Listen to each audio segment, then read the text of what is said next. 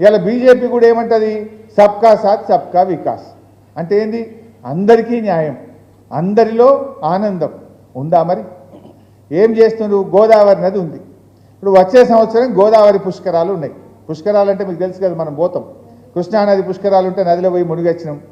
గోదావరి అంటే కూడా ఆడికి పోతాం, నదిలో మునిగి పూజ చేసుకొని వస్తాం. మరి గోదావరి నది మహారాష్ట్రలో ఉంటుంది, తెలంగాణలో ఉంటుంది, కింద ఆంధ్రప్రదేశ్కి పోతుంది. 3 రాష్ట్రాల కింద ముందు మన దగ్గరికి అయినాకనే కిందికి ఆంధ్రాలో కలుస్తుంది. ఇవాళ మరి బీజేపీ ఏం చేసింది? గోదావరి పుష్కరాల నిర్వహణ కోసం ఆంధ్రప్రదేశ్కు 100 కోట్ల రూపాయలు ఇచ్చారు, తెలంగాణకు ఉత్తదే గుండు సున్నా రూపాయి ఇయ్యలే బీజేపీ. మరి ఆంధ్రప్రదేశ్కు 100 కోట్లు ఇచ్చిన బీజేపీ తెలంగాణకు ఎందుకు 100 పైసలు కూడా ఇయ్యలేదు? ఇది సబ్కా సాత్, ఇది సబ్కా వికాస్ అవుతుందా? గోదావరి నదిలో అక్రమంగా ఆంధ్రప్రదేశ్ బంకచెర్ల ప్రాజెక్టు కడితే దానికి బీజేపీ మద్దతు ఇస్తుంది, తెలంగాణ గొంతు నొక్కుతున్నది, మనకు నీళ్లు లేకుండా చేస్తున్నారు.